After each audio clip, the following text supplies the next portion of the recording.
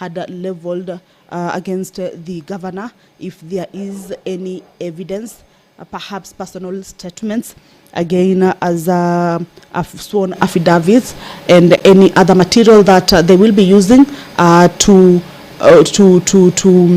defend the accusations that they have leveled against the governor. And they had until Saturday. This was after 4 days, of course, pursuant to the law. That is after 4 days once the communication has been done at the Senate on the resolutions by a county assembly on the proposed removal from office of a governor. Within 4 days, both parties are given to forward their submissions to the Senate, and the deadline for this particular case was on Saturday at 5 p.m. Where, of course, both parties, that is the governor's side and the county assembly's side, complied and forwarded their submissions. Of course, from the governor's side, we will be expecting that they give out, of course, evidence to counter the accusations that have been leveled against the governor, and any other material that they deem fit to absolve the governor of the charges that have been leveled against her. Of course, the submissions also contained the legal team from both parties. We shall be taking a look at what, or rather who are in those legal teams for both sides. But that is what has been happening since the communication was made at the Senate on the proposed removal from office by impeachment of Honorable Mwangaza, the governor of Meru County, today marking the official commencement of the hearing over the impeachment of Governor Mwangaza. Remember, this is not the first time governor lands at the Senate with regards to impeachment proposals. Last year, in December, the governor was also at the Senate chambers, of course, with the hearing. But remember, that time the investigation of the matter was done at the committee stage. Then a report was brought to the plenary, and members had the report or read the report of the committee, and they, at the end of the day, voted on each charge that the governor was facing. This time round, the governor is facing 7 charges, and the members will have an opportunity to scrutinize each and every of this charge. Remember, it will not be investigated at the committee, but at the whole plenary sitting. All members, the 67 members, will have an opportunity to look at these charges. On Saturday, when both parties gave out their submissions, is that the submissions were exchanged between the two parties, each party having a few copies of the other party's submissions. And of course, this is to give them an opportunity to look at what the other party has, and also prepare how to defend or how to counter the accusations that have been put forth before the Senate against the governor. And remember, also the members of the Senate also were forwarded a few copies, of course, to take a look at what the accusations are, what the evidence is being tabled, and what documents have been forwarded.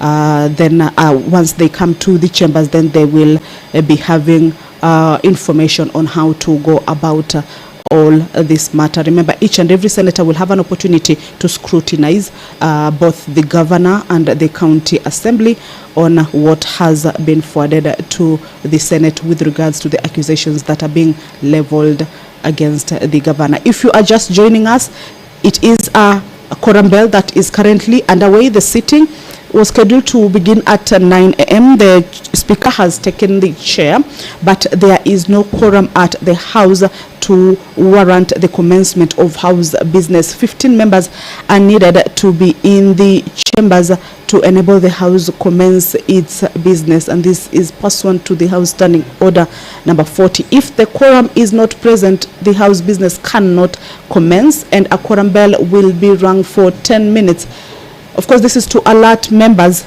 that the business of the house, or the house is about to start its business but cannot, because the house does not have the required number of members in the chambers seated at the chambers for it to commence its business. So the quorum bell will be on. Members are expected to be walking in. We have seen the Nairobi Senator, Honorable Edwin Sifuna, who is also the Deputy Minority Whip, and he walked out of the chambers to see whether he will be seeing any members, but we saw him, of course, walking back into the chambers. Perhaps there are still no members within the precincts of Parliament, but of course the bell is to alert them that in case you are within the precincts of Parliament, then your presence inside the chambers is highly required to give way or to pave way for the commencement of the House business. Remember, this is a morning sitting on a Tuesday of the Senate, a day that is set aside to hear the impeachment proposals forwarded to the Senate by the Meru County Assembly. On Tuesday, the Senate resolved to hear and determine this particular case at plenary. So these accusations of the governor or against the governor will be heard at the plenary sitting with all the 67 members of the Senate in the chambers, and will have an opportunity to scrutinize what these charges are. 7 charges are facing the governor. One is on the misappropriation and misuse of county resources, and there are a number of particulars that are within this particular number 1 charge on the misappropriation of misuse of county resources. These particulars may include embezzled county funds through the governor's relatives. She's also accused of having withdrawn county funds through false claims of payment for supplies and service rendered by the governor's relatives, despite being ineligible to tender for or supply goods to the county governors. Those are just but a few of the particulars that the governor is said to have committed in charge number 1 on the misappropriation and misuse of county resources. Charge number 2, the governor is accused of nepotism and related unethical practices. In this case, having fraudulently represented unqualified relatives as a technical team for medical equipment inspection in China. Also employed one Edwin Mutuma Murangiri, a nephew to her husband, in a key county position. Also assigned diplomatic duties with engagements with foreign diplomats. And all right, the speaker has directed that a further 5-minute quorum bell be rung, of course, to allow the members to walk into the chambers.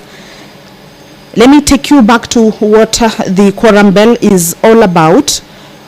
Earlier on, when the chair was taken by the speaker, a prayer was said, and according to the House Standing Order number 40, is that once the prayer is done and the House lacks the requisite quorum, that is 15 members in the chambers. As you can see, there are no members seated in the chambers.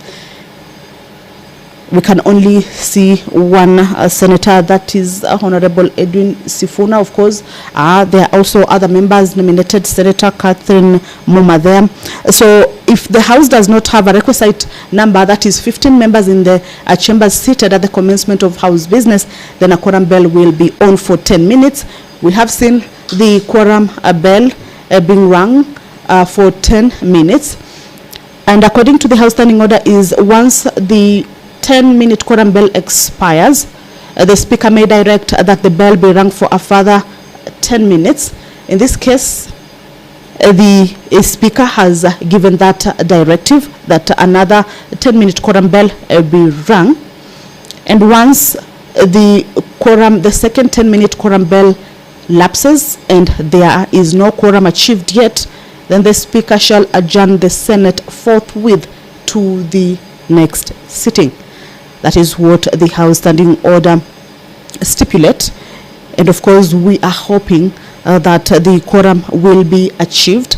Remember, the Senate normally on Tuesdays sits at 2:30 p.m. in the plenary sittings or proceedings, but today, following the business that is before it, this morning sitting was set aside to have the impeachment hearing over the Meru Governor, Honorable Mwangaza. This is after the county resolved to have her removed from office by impeachment.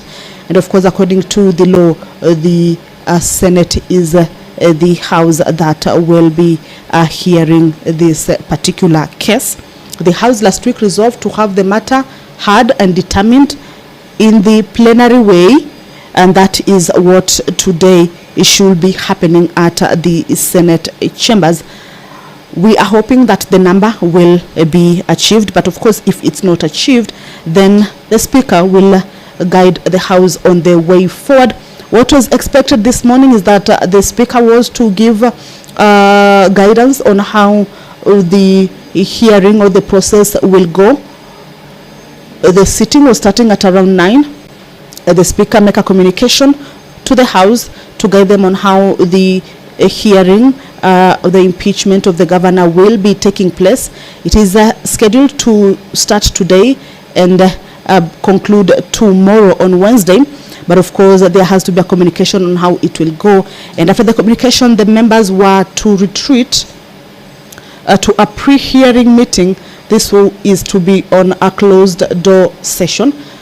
So we will be waiting to hear from the Speaker on how he will be guiding the House forthwith if the quorum is not achieved. But we are hoping that the quorum will be achieved. At least 15 members are needed to be in the chambers for the commencement of the House to kick off. On Tuesday, when the House resolved to have the hearing of the impeachment be done the plenary way, according to the House standing order, is that within 10 days, it shall investigate the matter. So the House received the communication of the resolution of the County Assembly on Tuesday. And of course, from Tuesday, the Senate is counting 10 days to be able to investigate the matter. If the accusations are substantiated or not substantiated, then the communication or the way forward will be given. But remember, today marks the beginning of this impeachment hearing of the Meru Governor Mwangaza. So if you're just joining us, that is a 10-minute quorum bell still on. Allow me to take a look at what the charges or accusations that have been leveled against the governor are. There are 7 charges. The first is the misappropriation and misuse of county resources, nepotism and related unethical practices.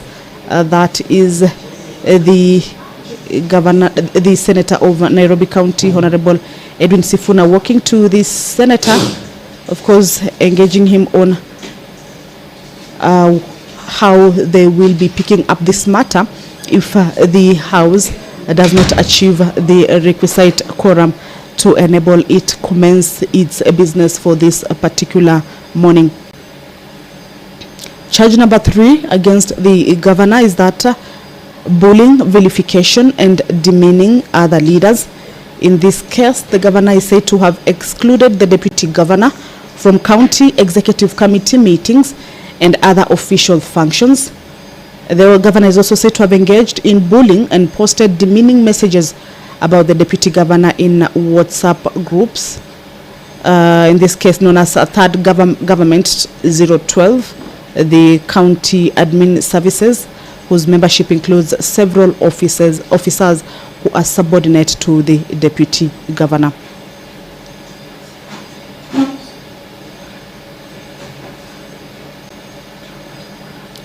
The governor is also accused of illegal appointments and usurpation of statutory powers.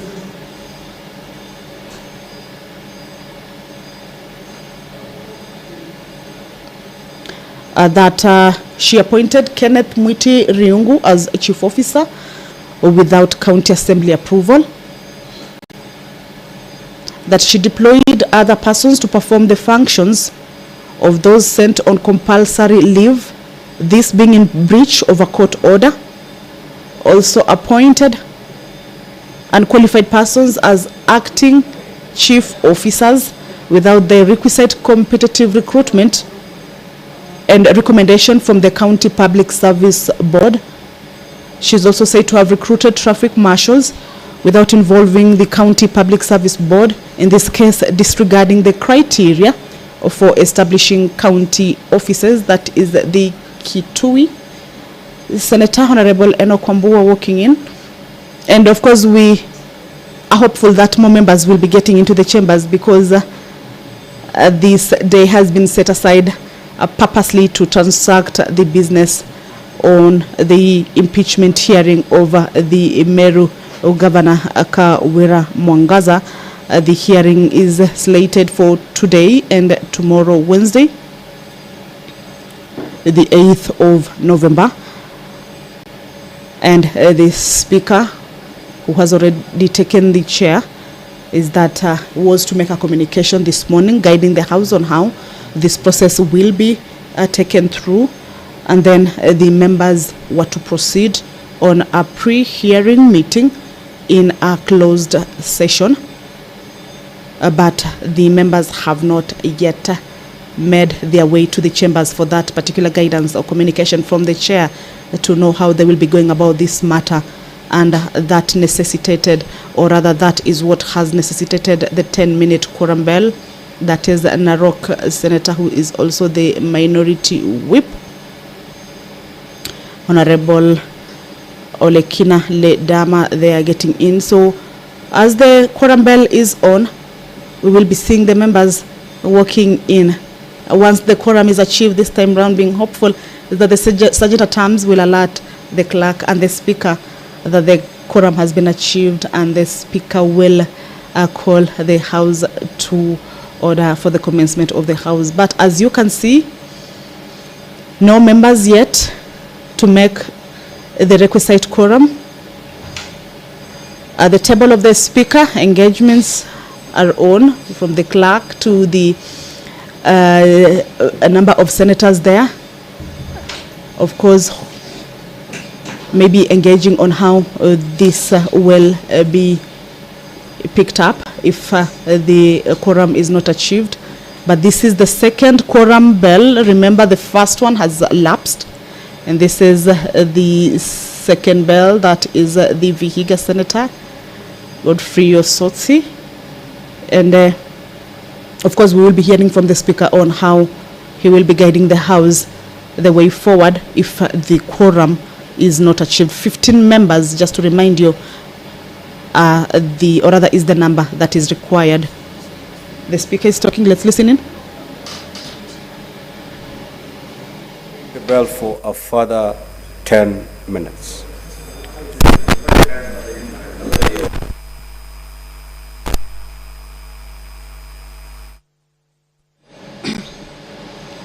Yet another 10-minute quorum bell.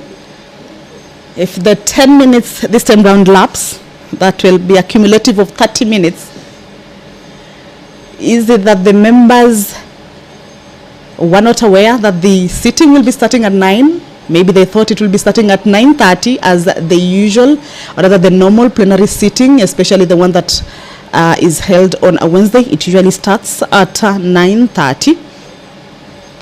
Perhaps the members will be making calls to their colleagues to remind them that this morning there was this sitting that is meant to be hearing the impeachment proposals from the County Assembly of Meru that resolved to have the Governor, Honorable Kawira Mwangaza, be removed from office by impeachment, and that the Senate on Tuesday resolved to have this matter be heard and determined at the plenary sitting, or the plenary way. Remember, the Senate last week found itself a bit sharply divided on how to, or rather the best approach to hear and determine this case, and the majority of the numbers resolved to have the matter be heard and determined at the plenary sitting. A number of impeachment hearings that have taken place at the Senate is that have been heard and determined at a committee level of 11 members, but this was not agreed upon last week when they were looking at the best approach to look at this matter, and the matter was resolved to be heard at the plenary. So this marks the first sitting and first day to hear the impeachment proposal as forwarded to the Senate. And this morning the House was to sit, get a communication from the Speaker and guide them on how to go about the case. Then the members are to proceed on a pre-hearing meeting, or rather retreat on a pre-hearing meeting in a closed door session, then resume the sittings and be open to the public at around 11 a.m. So up until now, the chair, or rather the Speaker, has taken the seat. A few members are in the chambers, but the quorum is the elephant in the House. It has not been achieved yet. 15 members have not been able to make their way to the chambers to enable the House commence its business. Of course, we can say that is paralyzing the House business this morning. And of course, we'll be waiting to see whether the quorum is achieved. If this quorum bell that is currently underway, it is another 10-minute quorum bell that is underway. It's a 10-minute. If the number is not achieved at the lapse of these 10 minutes, then it will be a cumulative of 30 minutes of waiting for the senators to make their way to the chambers for this sitting. Is it because it is a chilly morning, or maybe they thought that the sitting will start at 9:30? We will be waiting to see how that pans out. But as it is that today's morning sitting was the commencement, or mark the beginning of the impeachment hearing of the governor of Meru. This is Honorable Mwangaza, having been accused of 7 charges by the County Assembly of Meru, and forwarded these charges and its resolution to the Senate to have the matter investigated and determined. 7 charges facing the governor. Earlier on, we looked at 4 charges. The 5th charge is that the governor is accused of contempt of court. She is said to have grossly violated Article 10 and 73 of the Constitution, Section 7 of the Leadership and Integrity Act, and Section 10 of the Public Officers Ethics Act, by engaging in a contumacious, stubborn refusal to obey lawful court orders. Charge number 6 that the governor is accused of is that illegally naming a public road after her husband. This includes grossly violated Articles 10 and 73 of the Constitution, and Sections 7 and 11, 1C of the Meru County Owners and Awards Act 2018, by naming a public road after her husband without following the applicable statutory procedures. The last charge that the governor is being accused of is the contempt of the Assembly. She is said to have refused to honor summons from the County Assembly's Sectoral Committee on Justice, Legal Affairs and Cohesion to answer questions related to the impeachment motion. Also directed her Chief of Staff to send a contemptuous letter to the Assembly in response to the summons for her to appear before the Sectoral Committee. And through the CECM Finance, this is the Minister of Finance at the county level, and the County Secretary refused to furnish documents to the Assembly on the grounds that an audit process was underway and that the matters raised by the Assembly were sub judice. These are some of the particulars within the 7 charges that the governor is accused of or is facing. and that the Senate at the plenary sitting is expected to investigate, scrutinize, and make a decision on whether these accusations that have been accused, or rather that have been leveled against the governor by the county assembly, will be substantiated or not. But remember, these accusations will be heard and determined at the plenary sitting, or rather the plenary sitting way.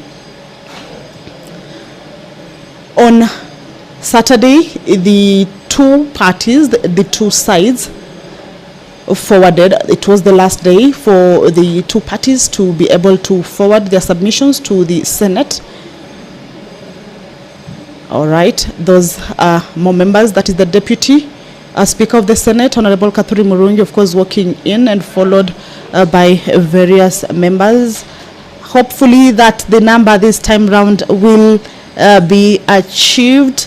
The time now is 9:33, and we can see the members walking in numbers. And in a few minutes, of course, we are hoping that the Sergeant at Arms will, indicate to us, or rather to the Speaker, that finally the quorum has been achieved. Nyeri Senator, they are walking in with the majority leader, Honorable Aaron Cheruiyot, you see. So the quorum has been achieved. The quorum has been achieved finally at 9:33. So allow me to hand you over to this live broadcast. Good morning. Much later, kindly take your seats. Honorable Senators, order. Senator Ledama, kindly take your seat. Majority Leader, you should be helping the chair to bring calm in the House.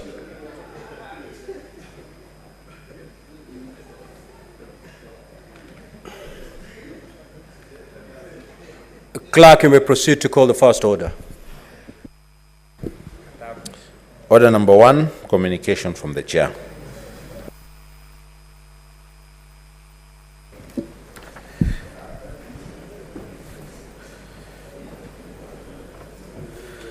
Now, honorable senators, you will recall that at the sitting of the Senate held on Thursday, 2nd November 2023, I appointed Tuesday 7th and Wednesday 8th November 2023 as the days when the Senate will hear the charges for the proposed removal from office by impeachment of Honorable Kawira Mwangaza, the Governor of Meru County. Subsequently, a procedural motion for the alteration of the sitting time of the Senate for Tuesday 7th and Wednesday 8th November 2023 to facilitate the impeachment hearing against the Governor of Meru County was considered and approved by the Senate on Thursday 2nd November 2023. Consequently, a hearing program has been prepared and appended to today's order paper. Honorable Senators, as is the tradition, and in line with the schedule of activities for an impeachment hearing and plenary, the Senate will hold a closed preparatory session to discuss the management of the investigation. This is aimed at ensuring that the process is conducted seamlessly and concluded tempestuously, in line with the requirements set out under the County Governments Act and the Senate Standing Orders. I now, therefore, direct that all members of public, including the media, to withdraw from the galleries and any form of broadcast from the chamber to cease forthwith. The open session and hearing will thereafter commence at 11 a.m. as per the hearing program. I thank you.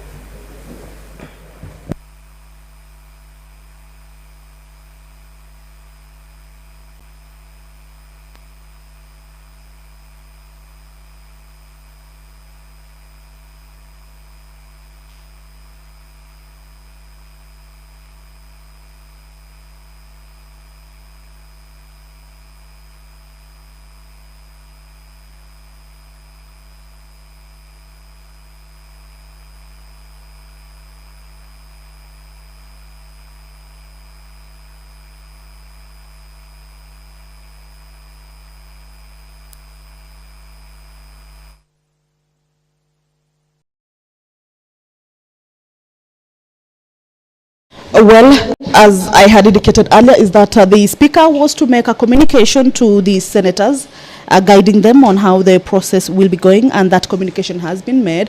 Then the members are retreating to a pre-hearing session. This is a closed session, so they will be done by 11. It will be open to the public at 11 a.m. Allow me to hand it back to our studios in KBC for normal programming. But at 11, we shall be back with the proceedings over the Senate on this day. Good morning.